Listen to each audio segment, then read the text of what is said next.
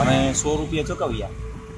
અમે આવ્યા છીએ અમદાવાદથી પાવાગઢ અને પાર્કિંગ માટે 100 રૂપિયાની પોઈન્ટ આવી આપી છે।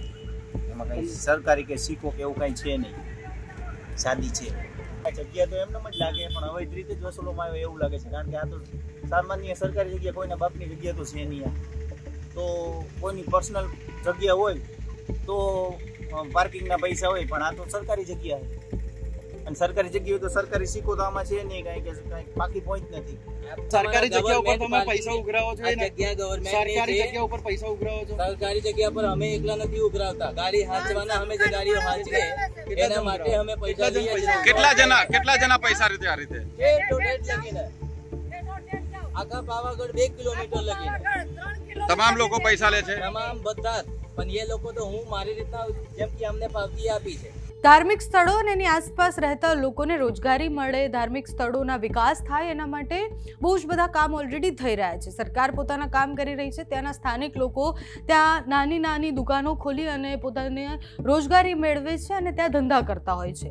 એનાથી મોટા ભાગે કોઈને વાંધો નથી હોતો, પણ તમે ધાર્મિક સ્થળે સરકારી જગ્યા હોય અને અવૈધ રીતના પૈસા ઉઘરાવતા હોય તો ઘણો બધો વાંધો હોઈ શકે છે। એની સામે એક્શન કેમ નથી લેવાતા એ બધા પ્રશ્ન પણ હોય છે। વાત મારે પાવાગઢની કરવી છે। રોજ હજારો શ્રદ્ધાળુઓ ત્યાં જતા હશે, પાવાગઢ માતાજીના દર્શન માટે જાય, દૂર દૂરથી લોકો આવતા હોય, એ લોકો કાર પાર્કિંગ માટે પૈસા તો આપે છે, એમને પૈસા આપવાથી કોઈ જ વાંધો નથી, પણ પ્રશ્ન એ થાય છે કે ત્યાં અવૈધ રીતના પૈસા ઉઘરાવવામાં આવે છે।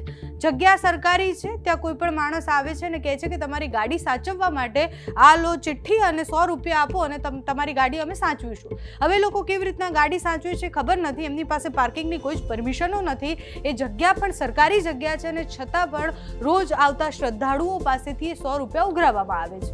પાવાગઢની પોતાની પાર્કિંગની વ્યવસ્થાઓ છે, પણ આ નેશનલ હાઈવે પર અનેક લોકો એવા છે કે જે આવી રીતના ખોટું પાર્કિંગ છે એમ કરી અને પછી દૂર ત્યાં ગાડી પાર્ક કરાવે, તમારી ગાડી સાચવીને રાખીશું એ બહાને 100 રૂપિયા લેતા હોય છે અને આ બધું જ ચાલતું રહે છે। બધાને બધી જ ખબર છે ને તોય કંઈ એક્શન નથી લેવાતા।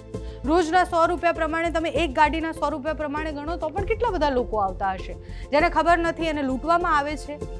આ માત્ર પાવાગઢની જ વાત નથી, અનેક એવી જગ્યાઓ છે જ્યાં આ બધું ચાલતું હોય છે। આપણે એ પણ જોયું છે કે જ્યારે એસટી બસમાં બેસીએ એટલે એ હોટલ હોય છે, નક્કી જ હોય છે, ત્યાં કમિશન ને બધું ચાલતું હોય એટલે ખરાબ ભંગાર હોટલમાં ઊભા રાખે અને પછી ત્યાં ડબલ ભાવ આપતા લોકોને આપણે જોયા છે। એસટીમાં બેઠેલા એ મુસાફરો રોજ લૂંટાય છે, એવી રીતના શ્રદ્ધાળુઓ ત્યાં જાય છે તો એ લૂંટાય છે શ્રદ્ધાના નામે। આપણે જોયું છે કે કેવી રીતના બિઝનેસ થતો હોય છે અને આ એનું એક ઉદાહરણ છે, નાનું તો નાનું, પણ આવી રીતના સરકારી જમીનનો ઉપયોગ કરી અવૈધ રીતના પૈસા લૂંટવામાં આવે છે અને એની સામે એક્શન લેવા એના માટે આ આખો વિડીયો, એટલે એક પત્રકારે જ આ વિડીયો બનાવ્યો છે। અમદાવાદથી એક ભાઈ જાય છે, ત્યાં ગાડી પાર્ક કરે છે, પછી એમને એક ચિઠ્ઠી આપવામાં આવે છે। ચિઠ્ઠીમાં એવું દેખાય છે કે 100 રૂપિયા લે છે, ચિઠ્ઠીમાં કોઈ જ સરકારી જમીન છે કે પછી સરકારી સિક્કો નથી મારવામાં આવતો, એ લોકોની જ બનાવેલી પાવતી છે, એ પાવતી આપી દેવામાં આવે છે અને આખી વાત ત્યાં આવેલા જે માણસ છે એ કરી રહ્યા છે, જે પૈસા ઉઘરાવી રહ્યા છે તો એવું કહી રહ્યા છે કે અમે એકલા નથી ઉઘરાવતા, બીજા કેટલાય ઉઘરાવે છે। એટલે તમે જુઓ કે પહેલાં ખોટું પણ કરો, એના ઉપર પ્રાઉડ પણ લો ને એવું પણ કહો કે અમે એકલા નથી કરતા, બીજા પણ કરે છે, એ ખૂબ ખરાબ વસ્તુ છે। ત્યાંથી આ જે વિડીયો સામે આવ્યો છે એ જુઓ કે કઈ રીતના સામાન્ય રીતના જે સરકારી જમીનો હોય કે પછી આવી રીતના બધું ચાલતું હોય છે, અવૈધ રીતના પૈસા લૂંટવામાં આવતા હોય છે, એ કેવી રીતના આ લોકો બધું કરતા હોય છે તે સાંભળો। આમાં સિક્કો નથી, ત્યાંથી સિક્કો બંધ થાય, આપણે ગાડી પૈસા વરસાદમાં પલરી જાય તો ગાડીમાં મૂકી દે, તમારે ગાડી હાંચવાના આપણે પૈસા લીધા છે, બાકી ગવર્મેન્ટની જગ્યા છે, આપણે કોઈ બાપની નથી। જેમ કે તમારા ગાડીમાં કોઈ નુકસાન ના થાય તેના માટે આપણે પૈસા લઈએ। આ ભાઈ ન્યૂઝ વાળા ઉતારે હો ત્યાં, હા એ તો ઉતારે, રોકડા અમે 100 રૂપિયા ચૂકવ્યા। અમે આવ્યા છીએ અમદાવાદથી પાવાગઢ અને પાર્કિંગ માટે 100 રૂપિયાની પોઈન્ટ આવી આપી છે। એમાં કંઈ સરકારી કે સિક્કો કે એવું કંઈ છે નહીં, સાદી છે। જગ્યા તો એમને જ લાગે પણ અવૈધ રીતે જ વસૂલવામાં આવે એવું લાગે છે, કારણ કે આ તો સામાન્ય સરકારી જગ્યા, કોઈના બાપની જગ્યા તો છે નહીં। તો કોઈની પર્સનલ જગ્યા હોય તો પાર્કિંગના પૈસા હોય, પણ આ તો સરકારી જગ્યા છે અને સરકારી જગ્યા હોય તો સરકારી સિક્કો તો આમાં છે નહીં, કાંઈ કે કાંઈ પાકી પોઈન્ટ નથી। અમે 11 જણા આવીએ છીએ, 2 ગાડીઓ છે, ગાડી પાર્ક કરવાના 200 રૂપિયા લીધા। આપો એવું કહો તો નહીં, આપવા જ પડશે, આપવા જ પડે। અહીંયા અધિકારો કોઈ અધિકાર નહીં, બધા અહીં ગાડી ઠેઠો ઠેઠ લગીને બધા પાર્કિંગ કરાવે છે.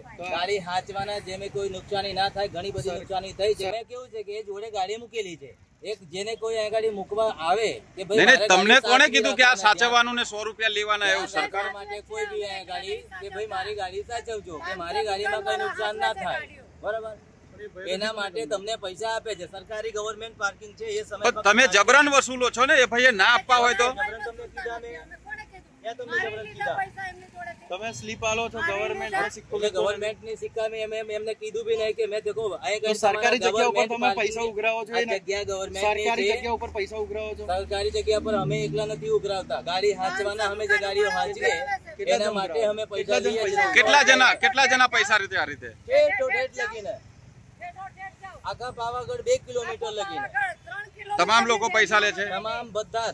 પણ એ લોકો તો હું મારી રીતના જેમ કે અમને પાવતી આપી છે, મારે પાસે પાકી પાવતી છે નહીં, પાકી પાવતી આપણે હાલતા બી નથી, એટલે આપણે જે પહેલા બી પ્રોસેસ થયેલી એમને મત મૂકીને લોકો જતા રહે, બરાબર? પણ આપણે જ્યાં લગીને ગાડી વાળો માણસ ના આવે ત્યાં લગીને ગાડી એને હાથવી રાખવાની મારી જવાબદારી.